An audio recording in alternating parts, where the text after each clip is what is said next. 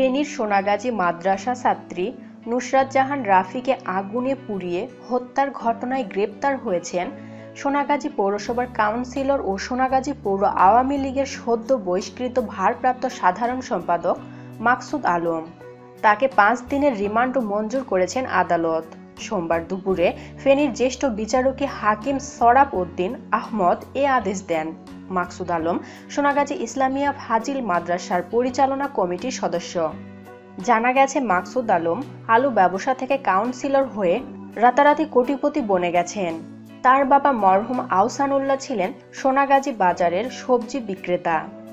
সংশ্লিষ্ট বিভিন্ন সূত্র জানায়, 2017 সালের 20 মার্চ সোনাগাজী পৌরসভা নির্বাচন অনুষ্ঠিত হয়। ওই নির্বাচনে দলীয় নেতাকর্মীদের দিয়ে ব্যালট পেপারে সিল মেরে 4 নং ওয়ার্ডের কাউন্সিলর নির্বাচিত হন তিনি। কাউন্সিলর হওয়ার পর থেকে প্রভাব খাটিয়ে সোনাগাজী পৌর এলাকার একের পর এক জায়গা দখল করতে থাকেন। ভূমিক্ষেক হিসেবেও তিনি ব্যাপক পরিচিতি পান। এক্ষেত্রে ভাই হেলাল ও সবুজ উদ্দিন তার সব অপকর্মের নিত্যসঙ্গী। 3 ভাইয়ের বেপরোয়ায় এলাকার মানুষ মুখ খুলতে সাহস পায় না।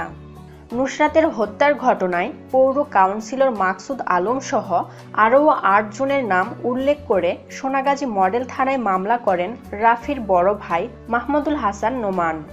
মামলার তদন্ত কর্মকর্তা ও পিবিআইয়ের পরিদর্শক মোহাম্মদ শাহ আলম জানান, মাকসুদ আলমকে জিজ্ঞাসাবাদের জন্য আদালতে 10 দিনের জন্য আবেদন জানিয়েছিলেন।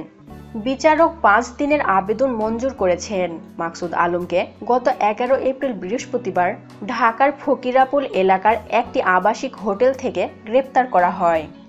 এদিকে মামলার তদন্ত কর্মকর্তারা জানিয়েছেন, হত্যার সাথে জড়িত সবাইকে উপযুক্ত শাস্তি প্রদান করা হবে।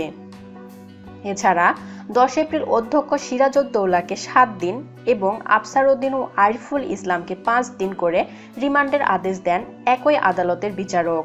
পরের দিন 11 এপ্রিল উম্মে সুলতানা পপি ও জুবায়ের হোসেনের 5 দিনের রিমান্ড মঞ্জুর করেন আদালত। 13 এপ্রিল জাবেদ হোসেনকে 7 দিনের রিমান্ড দেন জ্যেষ্ঠ বিচারকী হাকিম মোহাম্মদ জাকির হোসাইন। বন্ধুরা, এ ছিল নুসরাত হত্যা মামলার সর্বশেষ আপডেট খবর। আরও আপডেট খবর সবার আগে পেতে হলে আমাদের চ্যানেলটি সাবস্ক্রাইব করে পাশের বেল বাটনটি অন রাখুন। এতক্ষণ সাথে থাকার জন্য ধন্যবাদ।